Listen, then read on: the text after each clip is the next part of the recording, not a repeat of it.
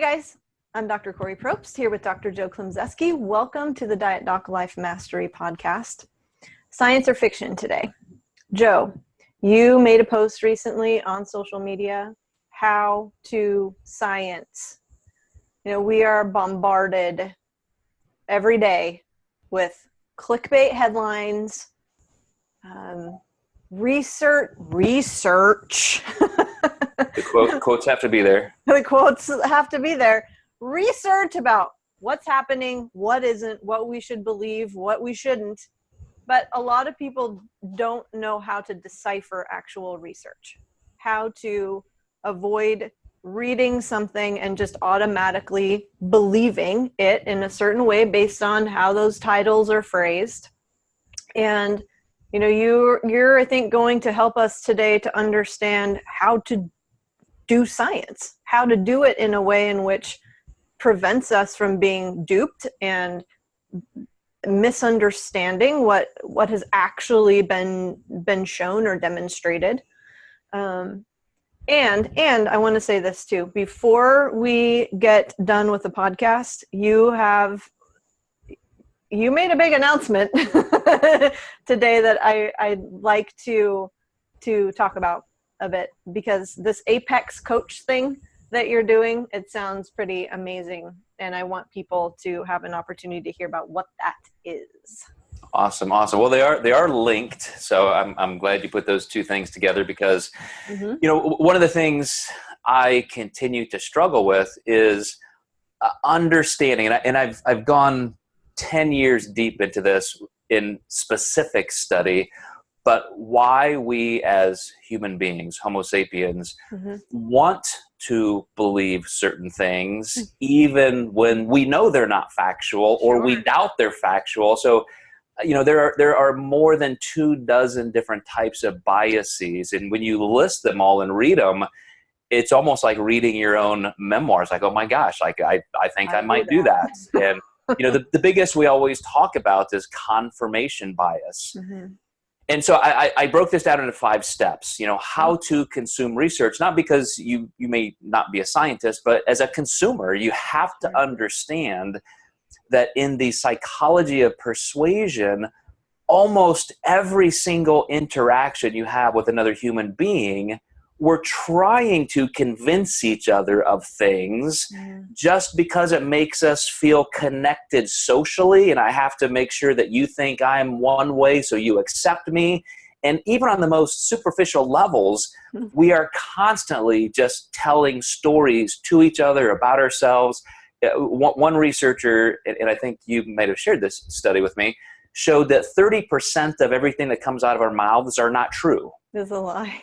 Yeah, and it's not that we're just blatantly, we're not blatantly trying to deceive people, but we have this innate need to be protected and to be part of that person we're with. So we will say something totally not true just to make them even feel good.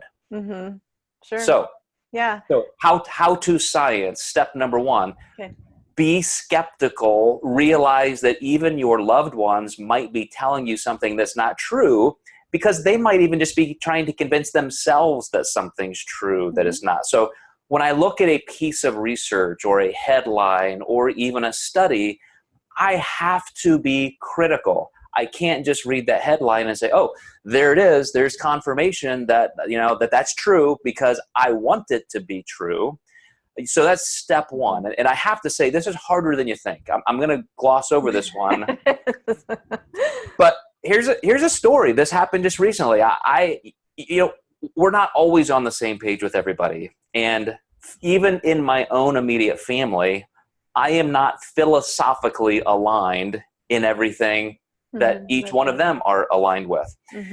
And it's funny to me that when a certain topic may come up, like in media, there's a commercial or a movie or a documentary, and it's something that one of them doesn't agree with, they almost will run out of the room, la, la, la, la, la, la, and they not only don't want to hear it, they specifically avoid it. Do not want to be persuaded by it because they're afraid it's true, and they don't want to be convinced out of their wrong position. They Well, want the security of something that they know might be wrong. it's so interesting because to actually absorb that information and to take it in and to get curious about it and to ask questions into it, like, this kind of flies in the face of what I've believed for so long. Like, that takes a lot of energy. Exactly. That takes a lot of brain, like calories are being burned. It's not an efficient process. Right. So it goes against our natural tendency to categorize and have everything in black and white and in their little boxes. And that's what our brains do. So heuristically, our brains like things to be settled. Well, I believe this, so let's put that away, close that box, and move on to something else. Like you said, evolutionarily, it's not only to save calories, but to save psychological anguish and pain. Yeah. And so think of the psychological aspects of something that you don't even think is psychological, like, carbs versus fats, keto versus vegetarian. We just instantly want to fight with people that are not in our camp, and we have the same reactions. We will only read the studies that favor our position, and we'll instantly have a reaction. We'll read a headline, say, that's wrong, that's stupid, that must be a dumb researcher, and we'll avoid it.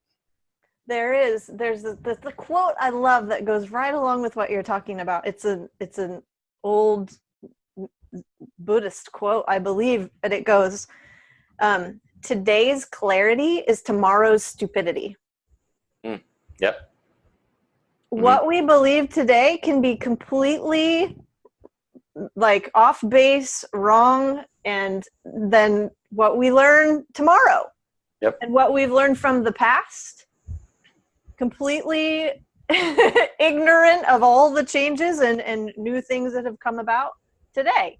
Absolutely. So number one, understand your own biases, understand and be skeptical that other people have their own agendas. Number two is to be open-minded and curious, which is what you said, to say, you know what, even if I don't agree with it, let me dig in and see why. Maybe I can pick it apart, and I'll be open-minded to be changed. Like, I don't care. I'm not married to a position. That's the thing you have to do about being open-minded, is to say to yourself, it's okay to change. It's okay to say, you know what, I did used to believe that, and I was wrong. You got to be okay with that. There's a sense of ownership and self-responsibility that goes along with that. Not to beat ourselves up for believing one thing or another, especially when new information comes in that could contradict it, but to be like, I'm a little uncomfortable right now because this is butting up against what I've believed for a long time. Or actually just illuminating or shining a light on what I didn't even know I believed or felt strongly about. But okay, I take responsibility for that, and like, let's see what else is out there. Yeah. Absolutely. So number one, again, is to realize that you have your biases, other people have theirs. Number two is to be open-minded and curious. Number three is to be broad-minded, to say, you know what, I'm focusing on this little nuance of truth, quote unquote, but let's back up and look at the bigger picture, and let's look at some of these other facets, and maybe there's a context that makes me not even really care that much about it. Like I'm talking about this, keto, carb versus whatever example. Okay, maybe I feel like I need to sort that out, but as I back up and look at more facets, maybe I can say, hey, maybe both can be right. Maybe for some people, some of the time, in some context, this may work better, or this may work better. I don't have to pick a side, maybe. That could be your newfound, broader-minded perspective. I love that perspective, just to stand in the uncertainty of it all and say, I really don't know. There's all this information on both sides of it, and I really don't know. That's hard for a lot of people. And especially, I think, individuals who need to feel like, maybe for a lot of researchers in particular, because they feel as if they need to be on one side of the fence or the other, because they're actually doing the research and doing the work to try to prove something. Experts, I find that too, to be difficult as well, to say, I don't know. Here's what information is out there, and there isn't just one answer. Absolutely. And the fourth and fifth points I want to make, kind of circle back to that. The fourth is, so you have this position that you recognize, you may have biases about, that you're backing up the broader perspective to see, well, maybe I shouldn't even care that much about it, but how can you steel man the opposing view? Like if I'm just going to die on this hill, this is what I believe, instead of sequestering yourself away from alternate views, go in and learn how to articulate their perspective and say, why do they believe that? Instead of just saying instantly, oh, they must be dumb, they must not be as smart as me, they don't have the right information. Go to their side and say, why do you believe this? Let me understand it. And this is an interesting thing. It's very popular now on the intellectual dark web, where people are doing debates and with moderators, and they create this steel man approach, which is, instead of just tearing each other down, they start off by making each other state the other person's best points and arguments. Just so, as a point of great intellectual civility, you can say, I understand your perspective. This is almost a therapy type thing, right, Kori, where somebody talks and you have to repeat back to them. Because understanding what you're saying. Yeah. If you can do that, if you can say, instead of being so opposed to that point of view, even in something as dogmatic as we think science would be, we might come away saying, yeah, wow, I didn't know that. That now makes sense. I understand why you believe that. And then that takes us to the fifth thing, which is to articulate your original motive and how it may have changed. Because all of a sudden, when you start stepping back, getting that broader perspective, seeing the other side of an argument, seeing bigger perspectives of an argument, maybe you can come back and say, now, why did I even care about this in the first place? Yeah.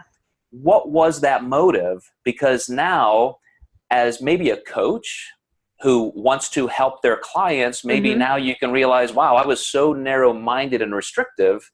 Now I have such a better understanding, I can help more people. Or as a consumer, maybe I was pigeonholing myself in this little behavior and missing a huge part of life that could have been helping me. And so if you follow those 5 points and you learn to use them as just a natural skeptic or consumer of information, I think you can all of a sudden take that higher plane view, and instead of getting caught down fighting over every point and every minutia and every headline, you can say, yeah, I get it. I can see why that person's doing that. And yeah, that makes sense, or that doesn't. And all of a sudden you become more of an arbiter of actual knowledge instead of just emotional turmoil. Yes, and in a very reactive state all the time, trying to protect yourself. The last few points made me think, Joe, of just in relationship. This could be with a friend, it could be with a partner, it could be a coach-client relationship. One of the questions or sort of responses that I like to use, because it helps me in understanding, and it helps the other person increase their level of understanding about why they did something, the reasons behind it, because there's always a context that we rarely understand, is to say, I feel like you probably had a really good reason for doing X, Y, and Z, or not doing X, Y, and Z. Can you help me understand? That inquiry opens up a space. It's an invitation to kind of sit with whatever was there and get a new perspective from it. So thank you for those tips. Those were excellent. Yes. It is amazing. What you said is a perfect way to summarize that, in that typical bias-based confrontation shuts down conversation. Whereas when you start asking people to explain their side and let me steel man that and see if I understand it, I mean, it really does. It doesn't just help people get along, but it does. Yeah. It really helps both people understand and grow and become better people. And I think that should be the goal of everything we learn, is to become better. Which, Kori, is why I created Apex Coach Program. So thank you for bringing that up. That was an announcement that was it's been building and bubbling inside of me for a long time, and a lot of things we've done, and finally it just came to a flashpoint in the last 24 hours where I'm like, oh, I get it now. This is what I need to do. Yeah. And it's a coaching mentorship. I mean, it's specifically for fitness and health and nutrition coach entrepreneurs.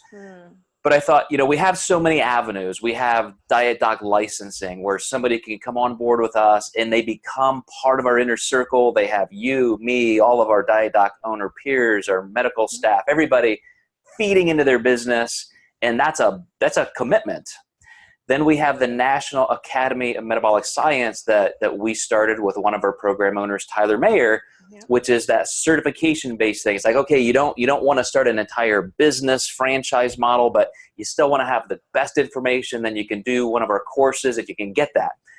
So this, I think, kind of bridges that gap in that I want to create a small mentorship group, and it'll be kind of an annual course. You graduate after a year, we can bring in a new group. But it's for those individuals who have their own identities in business. They're growing, they're up and coming coaches, but yet they still need some mentorship.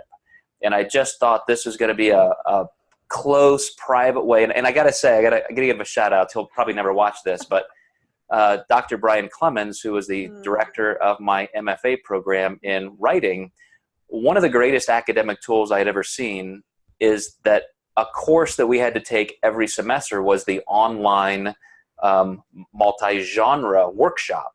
And so here were poets, here were corporate business writers, here were marketing writers, here were fiction writers and nonfiction and teen fantasy and memoir. Everybody in all of their individual coursework comes together, and we have a guided, facilitated semester, one course, where we had different exercises, activities, and you had to workshop each other's stuff. So you're not just getting graded. You're not getting one professor saying, okay, this is good, this is not so good. You get this massive amount of perspective, and you get to do the same for other people. So the Apex coaching group is going to have both, Kori. There's going to be private coaching calls. You're going to have your track. Here's what we're going to do in the next year. Here's what we're going to accomplish. But then you're going to have all of these other coaches that come together, and you get to workshop each other and help each other become better. So we're not just taking one person and saying we're going to help your business grow. We are going to create an entire team of professionals that are going to redefine and shape how our industry even moves forward. Well, and it sounds like who can all really support each other in building their brands and building their businesses and building their legacies. I'm so excited for you and excited for everyone who jumps on board with you, because I see and hear every single day just the amount of powerful information that you're providing to all of our coaches and the upcoming coaches just in NAM's certification program and within our company. So how can people learn more about this? So I did drop this in social media, and now my inbox and phone have just blown up. So I've got a whole lot of people to respond to. But if you just look for me on Instagram or Facebook, you can get those posts. Contact me through email, and that information is there. I will get you the information, because I'm going to spend a couple weeks to go through some application process. I got some very creative things I want you to explain about your goals and your experience, and we're going to talk about who's going to fit best into this group. Great. So when we have that team together, then we've got this 12-month curriculum and experiential process we're going to go through. And man, I get excited about a lot of things. You know that. This one has me. Like I am really excited to do this. Yeah. Awesome. Well, thank you. Yes, this is going to be good. All right, guys. So how to science and check out the Apex Coach. Thank you for joining us today. Joe, any final words? Nope. Appreciate you guys watching and listening. All right. Thanks, guys. See you next time.